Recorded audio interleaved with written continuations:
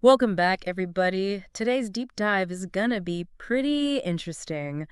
We're gonna be talking about Hopi prophecies. Oh, wow. We found this really fascinating video that goes into some of their predictions. Okay. And, it kind of connects some of those prophecies to some big historical events, even stuff that's happening today. Ah, What do you think? Are we gonna be convinced that the world is ending?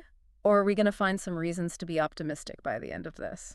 well, the Hopi people have some very unique and interesting beliefs. Yeah. So let's talk about that. Who are the Hopi? What makes them different from other Native American tribes? Well, the Hopi actually call themselves the peaceful people, Okay. or sometimes they call themselves the civilized people. Interesting. They believe that their God actually gave them that name. Oh, wow. And it's not just a name, they've always been known for being peaceful, Right. which actually led to a lot of other tribes kind of taking advantage of them. Oh, wow. That's really interesting. The video goes into some of the cool stuff that they did too, Yeah. culturally. So unlike a lot of other Native American tribes who wore like animal skins and things, Right. the Hopis were known for their weaving. Really? They would actually cultivate cotton and use that to make their own clothing. Wow. So they were kind of ahead of the game with the whole sustainable fashion thing. Yeah, exactly. That's amazing. I It- think the video also mentioned where their villages were located, and there's something pretty unique about that. Yeah, this is one of the more amazing things about them. The Hopis primarily live on these three mesas in Arizona, Okay. and those mesas line up perfectly with the three stars in Orion's belt. Whoa. It doesn't stop there, though. No. There are ruins that are located at points that correspond to the other four stars in Orion. So it's like their settlements mirror the constellation. It's exactly like that. That's incredible. Is there any explanation for that? Why they would do that? According to the Hopi, they were guided from their original home in Mexico to North America using this cosmic map. Oh, wow. And this map was a gift from the gods. I'm picturing like an ancient star chart or something. Exactly. Wow, that's incredible. So does this play into their belief that like humanity's been through multiple cycles already? Yeah, so they actually believe that we've gone through 3 cycles of civilization, 3. and every one of them has ended in destruction.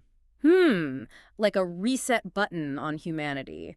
What caused these destructions? Well, they believe that the first one was caused by volcanoes, Oh, wow. and the second one was caused by the Earth tilting on its axis, which led to an ice age. Those are definitely events that would reset things. And what about the third? The third one they believe was a great flood. A flood. Some people even think that it might be the same flood that wiped out Atlantis. That's a pretty big connection to make. Now, in our last deep dive, we talked about that 100,000-year gap in human history. Could this mean that we're not the first civilization, but the fourth? It's a question that's worth asking. Yeah, and I think the Hopi prophecies kind of go into this a little bit. They have these 9 prophecies that detail how this fourth world is going to end. Right. And the video says that 8 of them have already happened. Yeah, 8 out of 9. That's a pretty good track record. So what are these prophecies? Well, the first one was the arrival of white men, Okay. which was, of course, fulfilled with the arrival of European colonists in the Americas. Yeah. The second prophecy talked about the sound of rotating wheels filling the land, Okay. which is interpreted as the introduction of wagons and other vehicles. That makes sense. Those 2 are pretty straightforward. What about the other 6? The third prophecy talked about these strange buffalo-like beasts appearing. Oh, okay. And this prophecy is linked to the cattle that Europeans brought over Right. because the native people had never seen anything like that Yeah. before. Right. The fourth prophecy describes an iron snake crossing the land. An iron snake. What is that? That represents the railroads that were built across the continent. It's kind of poetic imagery. Yeah, and Iron snake. I like that. the fifth one is equally as striking. It describes this giant spider web covering the earth, and people interpret that as the telephone network. That actually makes a lot of sense, especially with the internet now. Yeah, It's exactly. very interconnected. Yeah. What about the last 3? The sixth prophecy talks about stone rivers crisscrossing the land and roads appearing in the sky. Yeah. And this is believed to represent all of the highways and air travel that we have now. That's true. Our world is full of roads and plains. Exactly. What about the last 2? The seventh prophecy warns of blackened seas filled with dead creatures. Okay. And this lines up with all of the oil spills and pollution that started becoming a big problem back in the 70s. Yeah, that was a wake-up call for a lot of people. Yeah, it was. What about the eighth prophecy? What's that one? This one is particularly interesting. It talks about long-haired youth returning to tribal ways. Okay. And this is connected to the hippie movement of the 60s. Interesting. So those young people were kind of rejecting mainstream society Yeah. and going back to nature. Yeah, I can see that. But are we just making these connections up? I mean, you could probably look back at history and find something that fits any vague prediction. That's true. Yeah. It's easy to look back and find connections, yeah. But it's a lot harder to predict the future. Yeah, that's true.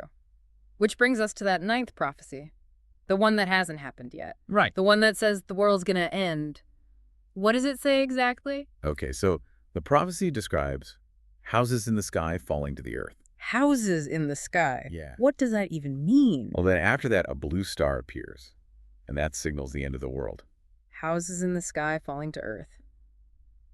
That's a pretty scary thought. Yeah, some people think this might be talking about, like, satellites or even a space station crashing back down to Earth. Okay, but that wouldn't destroy the whole world, would it? Probably not. So what about this blue star? Any ideas what that could be? This is where things get really interesting. Okay. The blue star could actually be a symbol for, like, an asteroid or meteor hitting the Earth. You know, there are theories that say that's how some of the other extinction events happen on Earth. Yeah, that would be pretty catastrophic. But I think the video also mentioned that not every human is going to get wiped out, right? Yeah, that's a really important part of this prophecy. It says that some humans will survive, Okay. and it's specifically the ones who have, like, a peaceful and respectful relationship with the Earth. So it's not all doom and gloom. Right. It's almost like a message about how important our choices are, Yeah. you know, like how we live and how we treat the planet. Yeah. It says those things could actually determine our fate. That's a powerful message, especially with everything that's going on today. You know, like climate change and all the damage we're doing to the environment. Exactly. And speaking of things that are hard to understand, the video takes a really weird turn here and starts talking about corn. Corn. What does corn have to do with all this? I know it sounds strange, Yeah. but corn is a really unique plant. Okay. Like, biologically What do speaking, you mean? there's no wild corn. It can't reproduce on its own. Oh, yeah, you're right. We plant it and harvest it, but you never see it growing wild like other plants. Exactly. So some people actually think that corn might not be from Earth at all. Wait, are we talking about aliens now? Maybe? It's possible that corn was brought here by someone or something to help us survive. That's a pretty big theory. Yeah. It Yeah. is. But it's something to think about. And this isn't the only interesting belief about corn. Yay. The Mayans thought that humans were created from different colored corn. Different colored corn. Yeah, like how there are different skin tones. Wow. So they thought corn was like the building block of humanity. Yeah, pretty much. Yeah. It makes you wonder if there's more to corn than we realize. Right. But if corn needs humans to grow, doesn't that mean it's kind of using us? That's a really interesting way to think about it. It challenges our whole human-centered view of the world. Yeah, for sure. So bringing it all back to the Hopi prophecies, what's the main message here? I think it's amazing how these prophecies from so long ago line up with a lot of the things we're worried about today. You know, like climate change, pollution, all the new technologies. Those are all themes in the Hopi predictions, even though they were made centuries ago. So are they trying to warn us? Or are they giving us a plan for the future? I think it's both. The Hopis believe that we have a choice to make. Okay. We can keep going down this road of destruction, or we can change our ways and find a way to live in harmony with the earth. That's a big choice. It is. There was one more thing in the video that I thought was interesting. What's that? They talked about how the Hopi really respect hair, and they believe that they can use it to talk to the gods. Huh. Remember when we talked about why humans have long hair? Yeah, we never really figured that one out. Right. It makes you wonder if there's some deeper meaning behind it. Right. It really does make you think, maybe there's something more to it. Yeah, maybe. So what do we do with all of this? What's the most important thing we can learn from these Hopi prophecies? Well, for me, it's just how accurate some of these prophecies are, you know, especially considering how old they are. Yeah, you can't really say it's just a coincidence. Exactly. Yeah, and I don't think we should just ignore them either. I think they give us a really different way of looking at things, Okay. like humanity's place in the world and what could happen if you're not careful. So you're saying we have to take action. We have to try to change things. Exactly. We have the power to change our future. Yeah. And maybe these prophecies can help guide us, you know, help us make better decisions. This has been a really wild ride. It has. And it leaves me with one final question for you and for everyone listening. If the Hopis are right, and that ninth prophecy is coming, What can we do to stop it? Hmm. Can we change our ways enough to make sure humanity survives? I think that's the biggest challenge we face as humans, Yeah. figuring out how to live in peace with each other and with the planet. I think that's a great way to end this deep dive. It's not about just surviving, it's about creating a better future for ourselves and for everyone who comes after us. The future isn't set in stone. We get to choose what happens next, and maybe these ancient prophecies can show us the way to a more peaceful and sustainable world.